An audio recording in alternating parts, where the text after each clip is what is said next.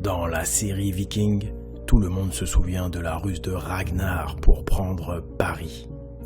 Mais très peu savent que cette ruse n'a jamais eu lieu à Paris, mais beaucoup plus au sud, dans une cité qui, à l'époque, était bien plus prestigieuse que Paris. Salut! Dans ce nouveau format de vidéo, on va débunker la série Viking qui a certes popularisé les Vikings, mais encore je mets un bémol parce qu'il y a des gens, ils ont trouvé la série tellement violente qu'ils n'ont même pas pu la regarder et qu'ils ne peuvent pas aujourd'hui encadrer les Vikings. Donc tout est relatif. Mais bref, moi le problème que j'ai avec cette série, c'est que le scénariste, il s'est vraiment pas emmerdé avec l'histoire. Par exemple, la prise de Paris. Ça s'est pas passé comme ça du tout. Les Vikings n'ont pas autant galéré. Et Ragnar n'a jamais utilisé cette ruse du cercueil. Très peu savent que la ruse du cercueil ne fut pas réalisée par Ragnar, mais par le seul Viking aussi prestigieux que lui. En fait, cette ruse du cercueil, il l'a empruntée à un autre grand Viking, Hasting. Le problème, c'est que Hasting, il n'est même pas cité une seule fois dans la série Viking. Pourtant, Hasting, c'est lui qui a popularisé cette ruse du cercueil lors de ses campagnes en Italie. Parce que les Vikings sont partis aussi en Italie. Et c'est à cette occasion que s'est peut-être produit l'un des plus grands événements de l'histoire médiévale, à savoir, est-ce que les Vikings ont également pillé, ont également pris, ont également ravagé la grande, la puissante, la sainte cité de Rome? Si vous êtes nouveau sur la chaîne, sachez que l'histoire a été totalement falsifiée par les moines lors de l'Inquisition du XVIIe siècle, mais que sur Pagan TV, on a retrouvé la vérité.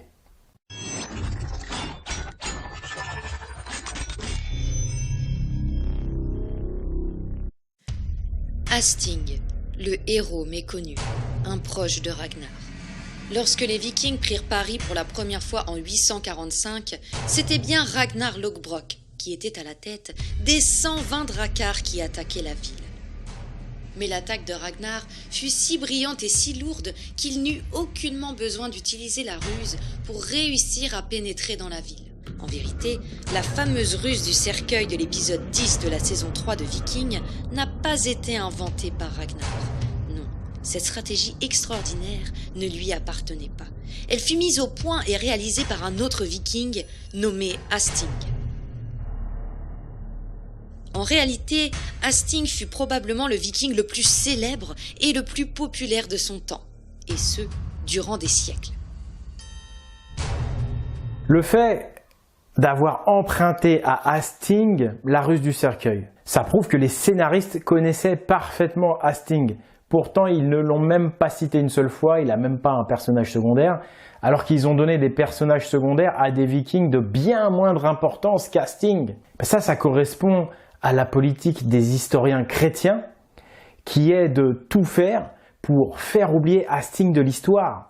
Parce qu'Hasting dérange énormément la version officielle chrétienne de l'histoire. Aujourd'hui, les cours d'histoire n'évoquent pas Hasting et la série Viking n'a même pas prononcé son nom. Ah ouais, et pourquoi personne n'en parle s'il était si célèbre à l'époque? Parce que l'histoire de ce grand chef viking dérange terriblement les institutions. En effet, Hasting remet en cause toute l'histoire officielle sur les Vikings. Qu'est-ce qu'il a de si exceptionnel, ce Hasting? Hasting n'était pas un homme du Nord, il était gaulois et il venait de Sens. L'histoire d'Hasting est une des preuves qui démontrent que le phénomène viking n'était pas une invasion étrangère, mais une révolte des rebelles païens contre l'empire chrétien. Si vous voulez connaître la vérité sur les Vikings, savoir vraiment ce que c'était que ce phénomène, il faut que vous regardiez le film Esclave Viking contre Dinard. Le film qui a été censuré par Shadowban sur YouTube parce qu'il est inattaquable. Il est basé sur des historiens, sur des archéologues de tous bords. Il y a des dizaines d'historiens, c'est des preuves accablantes. Ils n'ont rien trouvé d'autre que de le censurer comme ils ont pu. Donc nous, on l'a édité en DVD, le voilà, le film sort en DVD, c'est le petit événement aussi de cette vidéo. La sortie du film Esclave Viking contre Dinard en DVD. Vous le retrouvez évidemment sur espritviking.com. Hasting était proche de Ragnar Lothbrok, puisqu'il était le frère juré de Bjorn Lothbrok, le fils de Ragnar. C'est avec Bjorn qu'il partit ravager la Méditerranée. Les raids d'Hastings en Méditerranée furent très nombreux. Le nombre de dracars était colossal. Jamais les Vikings n'auront fait de campagne aussi longue, aussi puissante et aussi victorieuse. La série Viking, elle, ne fait qu'une toute petite mention de cette campagne, avec le pillage d'une ville en Espagne. On est très loin de la réalité historique. Dans la série, on ne nous parle pas non plus des invasions vikings en Méditerranée, ou si peu. Et ça, c'est parce que la Méditerranée était au cœur du commerce entre l'Empire chrétien et l'Empire musulman. Or, ce commerce, c'était le commerce des esclaves païens qui étaient rasiés dans le nord de l'Europe. Vous comprenez pourquoi ça dérange ces invasions vikings en Méditerranée? Si vous voulez en savoir plus, tout est dans le film Esclaves vikings contre dinars. Quand Hastings attaqua l'Italie. En cet automne 859, après plusieurs campagnes victorieuses et alors que Bjorn rentra pour un hivernage en Camargue, Hastings décida de prolonger le périple en Italie. Les navires vikings abordèrent alors une puissante cité italienne qui, selon Hastings et ses hommes, était Rome. Mais cette ville ne leur faisait pas peur. Les Vikings avaient déjà fait tomber les plus grandes cités européennes, Dorestad, Anvers, Paris, Lisbonne, Cordoue, Barcelone. Il ne faisait aucun doute que les Vikings n'avaient nullement peur de s'attaquer à la capitale romaine. Mais selon les moines historiens, il s'agissait de la cité de Luna, une cité proche de Rome. C'est l'Église romaine qui a écrit l'histoire. Vous vous doutez bien que si les Vikings avaient réussi à prendre la cité romaine qui était le phare de la chrétienté, le symbole de puissance de la chrétienté, vous doutez bien que les moines historiens auraient tout fait pour faire oublier ça. Ça aurait été un affront terrible. Vous imaginez la tâche dans l'histoire chrétienne, la puissante cité de Rome, soi-disant protégée par Dieu, envahie, pillée par des païens? Non, soyez sérieux, cette tâche doit être enlevée de l'histoire. Était-ce Rome ou était-ce Luna? Toujours est-il que les Vikings attaquèrent la ville avec encore plus d'ardeur que les autres, puisque selon eux, il s'agissait d'une capitale de l'Empire chrétien. Depuis le début de leur campagne en Méditerranée, les Vikings avaient pris toutes les villes qu'ils avaient assiégées. Mais là, ils étaient tombés sur un os. Les Vikings avaient pillé toutes les plus grandes cités fortifiées d'Europe. Paris, Lisbonne, Cordoue, la capitale du califat musulman. Elles étaient toutes tombées. Et là, pour la première fois, une cité résiste à Hastings et ses Vikings. Ça pouvait pas être une cité moyenne comme la cité de Luna, ce que prétendent les historiens chrétiens. Cette première cité a résisté à Hastings. Ça pouvait être que Rome. Hastings n'avait pas l'habitude qu'une forteresse lui résiste. Malgré l'échec du siège, il refusa d'abdiquer. C'est alors qu'il eut l'idée d'une stratégie pour pénétrer dans la ville.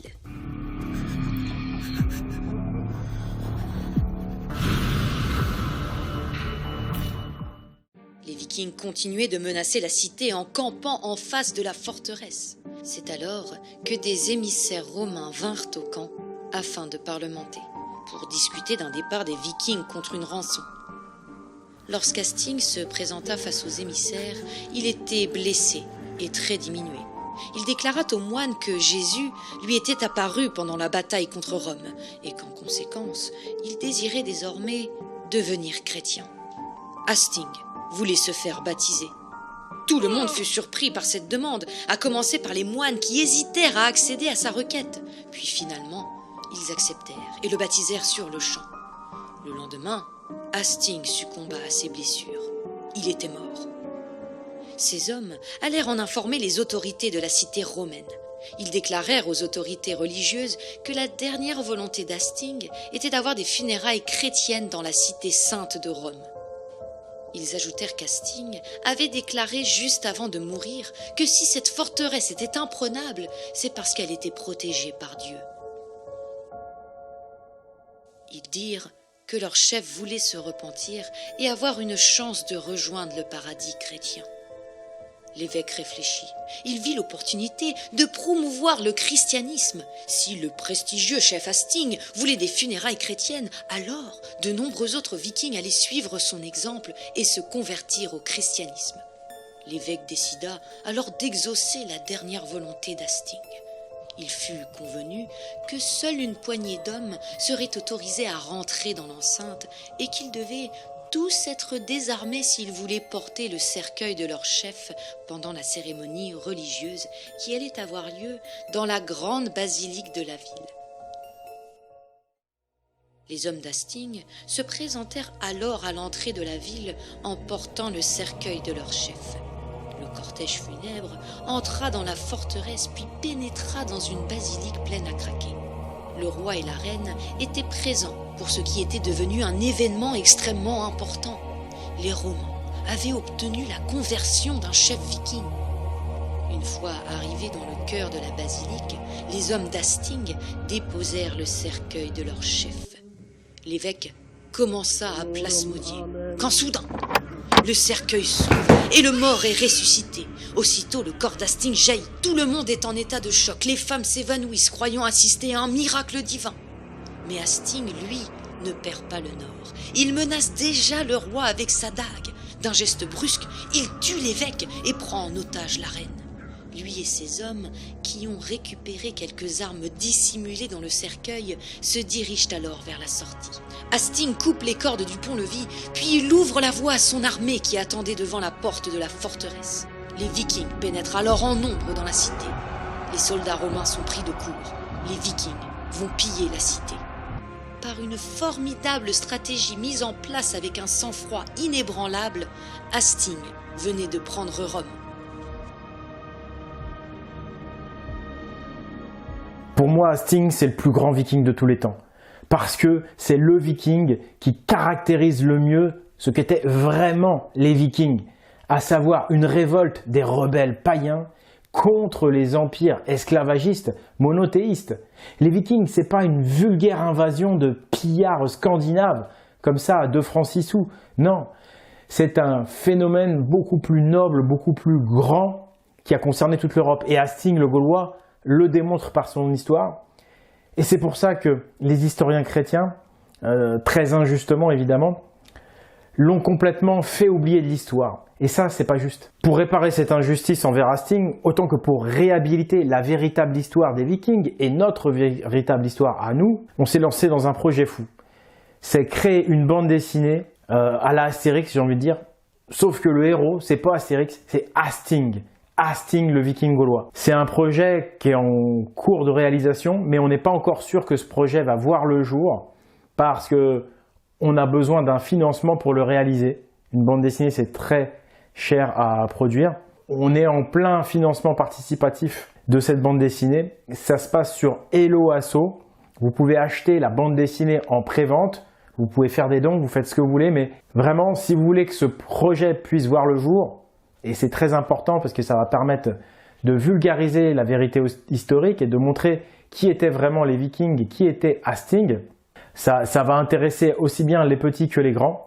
Donc je vous invite en tout cas à aller faire un tour sur Hello Asso parce qu'on a mis les 4 premières pages de la bande dessinée. Vous allez voir un petit peu comment ça démarre. Lisez déjà les 4 premières pages et puis après vous faites comme vous voulez.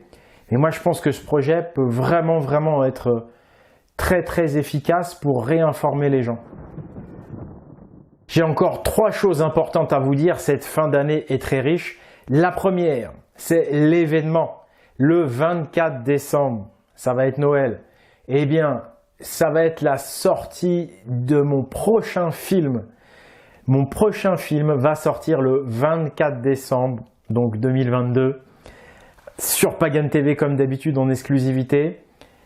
Comme d'habitude, je ne vous révèle pas le titre pour pas être spolié au niveau du référencement et tout ça. Mais voilà, je voulais vous dire que on va vous faire un film de la même qualité que les précédents sans avoir recours au financement participatif. Donc c'est bien la preuve que voilà, on ne gaspille pas les sous qu'on nous donne.